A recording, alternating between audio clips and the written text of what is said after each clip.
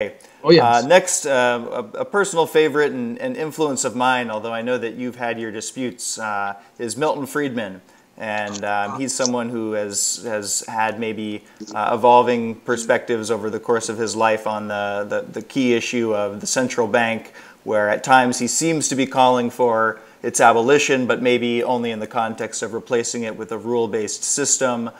This is probably not the right venue to get into a full discussion of fractional reserve banking and the Federal Reserve, but where would you put Milton Friedman on this scale?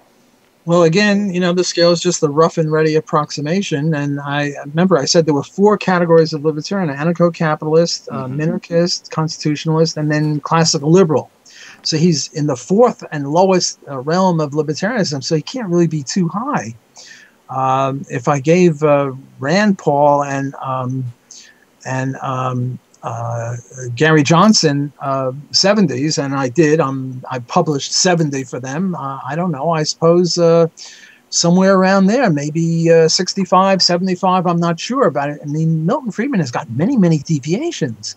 He had the negative income tax, he had tax withholding, both of which he apologized for. He was horrible on the Fed and money. I mean, Murray Rothbard had this law that people specialize in what they're worst in.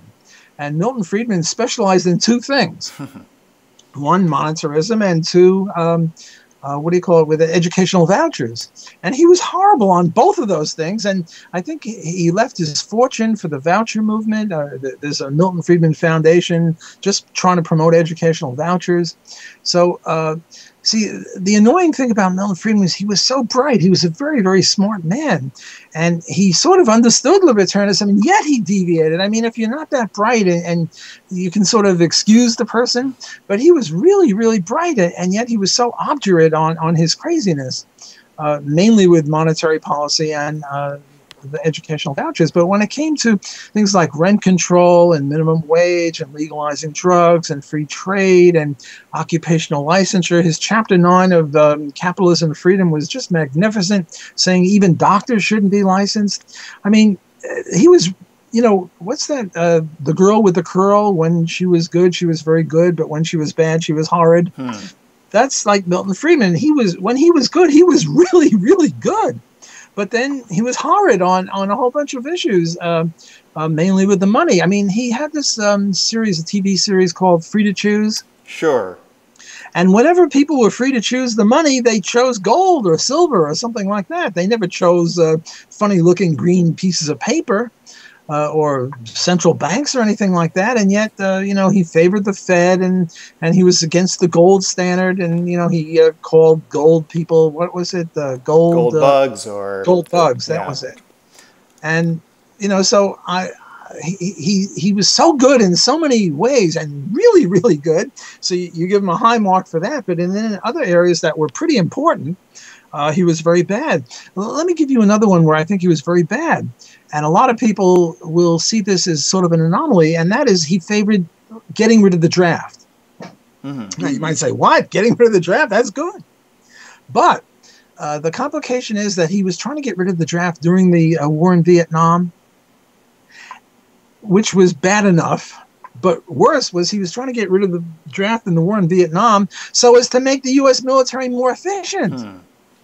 Well, I mean, if you believe that the U.S. Was on the right side of the Vietnam War, then okay, let's make the U.S. military more efficient. But if you believe, as I believe, that the U.S. had no business in Vietnam fighting the Vietnamese, and it was just an imperialist war, and it had nothing to do with defending the country, then, to say that you want to make the military more efficient, it's sort of like saying, well, the example I used in this article I wrote attacking him was, suppose we have the Nazi concentration camp, and suppose that the Nazi concentration camp guards are drafted, And as draftees, they're not as efficient. They might not like the blood. They might not kill as many Jews and gypsies and gays and blacks and non-Aryans as they should be killing, according to the Nazis. Hope the New York Times isn't listening to this. They're going to say I'm favoring that. I'm favoring this. The point is that if a German Milton Friedman were to say, well, the only problem or the main problem, forget about that, that the problem with the concentration camps is that the guards were drafted and that they should be bought in on a volunteer basis, we wouldn't say that guy is a libertarian. We'd say, whoa, this is crazy.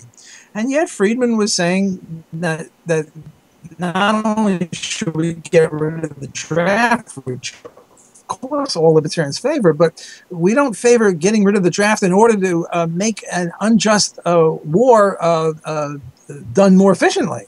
This is a very complicated issue, and yet Milton Friedman was on the wrong side of that. I once wrote this paper attacking him, and I came up with 15 or 18 deviations, and I've mentioned 2 or 3.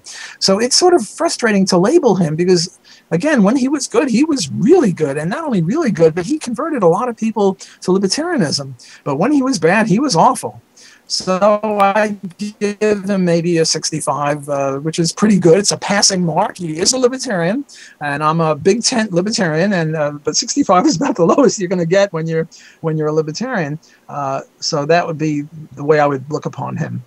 Okay, fair enough. I wasn't aware of the when it came to the question of Vietnam, whether Friedman was he do you know a supporter of the Vietnam War per se, or that's well, I'm not sure he was. Yeah, I think there was one quote I got somewhere where he favored the Vietnam War and he favored getting rid of the draft in order to pursue the war more efficiently, which I don't want unjust wars pursued efficiently. I don't want them pursued less efficient. I just don't want them pursued at all. But it's sort of like all libertarians have to favor legalizing marijuana. I mean, that's sort of a litmus test. Hard to call you a libertarian, even if that's your only one bite. Imagine if you were good on everything except that. So what I was saying is Milton Friedman favored getting rid of the draft in order to pursue an unjust war more efficiently, and I would be against it. And what I was trying to do is making an analogy with legalizing marijuana. I would say legalizing marijuana is a litmus test for libertarians. If you a libertarian on everything else, but you don't want to legalize marijuana, I don't know what Murray would say. Every dog gets one bite, but this is a big bite. However, there are some people that say we ought to legalize marijuana so that the government can now tax it. That's a problem. Because from the libertarian point of view, the government's got too much money. However much it's got, it's too much. For the anarchist and for most libertarians, I mean, the government takes somewhat like 50% of the GDP with all levels of government, federal, state, local, and all sorts of other things, even apart from regulations. So what I would say is that a true libertarian would want to legalize marijuana in spite of the fact that the government is going to tax it and have more revenues. But imagine if you took the view that you wanted to legalize marijuana so that the government would get more money. Well, that would be problematic. And that's sort of roughly what Friedman was doing when he favored the draft. Also for human freedom. Obviously, he favored for human freedom also, but he also favored it to make the U.S. military campaign in Vietnam more efficient because the soldiers would be more effective and they wouldn't be reluctant and all that. So I see that as a problem. Interesting. And I think one of the other areas where maybe the anarcho-capitalists and the minarchists like Milton Friedman might deviate, you could say, maybe deep down Milton Friedman really held the anarchist paradise as the end goal, but he favored a more incremental strategy and felt like he needed to put forward a public face that favored a more moderate version of that. And taking that to the next level, you have politicians, people like Rand Paul, who maybe similarly, we can't speculate on the inner workings of his mind, but if he is cut from the same cloth as his father, we might wonder if deep down there is a more libertarian Rand Paul that doesn't want to be seen for the obvious political reasons. So transitioning here to some of the political figures on my list, starting off with Rand Paul, I believe initially you had given him a 70 on a ranking, but then in recent years. You maybe have demoted him to a 60. Talk a little bit about what it is that Rand Paul represents to the liberty movement compared to his father, and why it is that you give him that score. Well, let me first start that I'm a supporter of Rand Paul. I stand with Rand, and I certainly favor him for president of the United States. Because I think compared to anyone else who's running in the Republican or the Democratic Party, he is by far head and shoulders above anyone else. I think he's right now the most libertarian senator, and maybe the most libertarian senator ever. I'm not sure of that. There was this guy, Borah, B-O-R-A-H, who was pretty good, but I'm not historian enough to know that much about him. But, in 2008, I supported Barack Obama against John McCain. Mm-hmm. Why? Because I thought McCain would really drop a nuclear bomb on people, on somebody. Yeah. And I was really against that. I don't think we should be dropping nuclear bombs on people. That would get you a few demerits. Yeah, a few minor demerits for dropping nuclear bombs. And I thought McCain was rabid. So I supported Obama, my man Barack. Now, am I a big fan of Barack Obama? I mean, come on. I mean, he's not a libertarian. I'm a libertarian. I can't support him. But he was the lesser of two evils. The analogy I use is, suppose you and I are slaves, and the slave master allows us to vote for overseer goody or overseer baddie. Overseer baddie is going to beat us every hour, and overseer goody will only beat us once a month. So we vote for overseer goody because we want to be beat only once a month. Does that mean we support being beaten or support being slaves? Of course not. But we'd rather be beaten once a month than once every hour. Well, that's what politics is. It's not like the market. In the market, you don't have to pick the lesser of two evils. In the market, every action is mutually beneficial in the ex ante sense. We both have blue shirts. We both paid $20 for the shirts. At the time we bought them, we valued the shirts more than the $20. And the guy who sold us the shirts valued the $20 more than the shirts. So there was mutual gain. In politics, there's no mutual gain. It's Tweedledee or Tweedledum, and you pick Tweedlegoody rather than Tweedlebaddie. So I supported him, and it's not much of a hurdle to support Rand Paul on these grounds because I supported Barack Obama, who is, I don't know, a 5 or a 10 or a 15 on the libertarian meter, or somewhere way down there. So I don't think it's much of a stretch. And yet a lot of libertarians say, well, Rand is weak on this, and he doesn't really favor legalizing marijuana. He just wants to reduce the penalties for marijuana conviction, and he certainly doesn't favor legalizing cocaine. And he doesn't want to pull all the troops back, and he doesn't want to end the Fed. He wants to just monitor the Fed. And, he deviates in all sorts of ways, and I agree.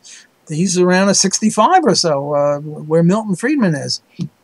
By the way, we have two father-son pairs. One is Ron and Rand Paul. The other is Milton and David Friedman. Mm-hmm. Let me just mention David Friedman for a second. Now, David Friedman is an anarcho-capitalist, so you think he gets 100 on that. But he's only up there at the 92 level or so, because he has other deviations. And one of the deviations, Murray Rothbard once wrote an essay, "Do You Hate the State?" I'm familiar. And he attacked David Friedman and others, I think Eric Mack and a few other people. And he said he'd rather have a minarchist who hated the state than an anarchist who thought the state was, sort of okay. And David Friedman sees the state as sort of bumbling and inefficient, but not vicious and evil, as Murray or Rothbardian such as I, and obviously Murray Rothbard, would see it. So you have this sort of father-son in politics, the Pauls, right, and a father-son in, call it academics or intellectual areas, Milton and David, both Friedmans. So it's sort of an interesting parallel, so I thought I'd stick David Friedman in there just for a bit. That's a welcome addition to the list. I think that the audience will appreciate that we got that one in there. And when it comes to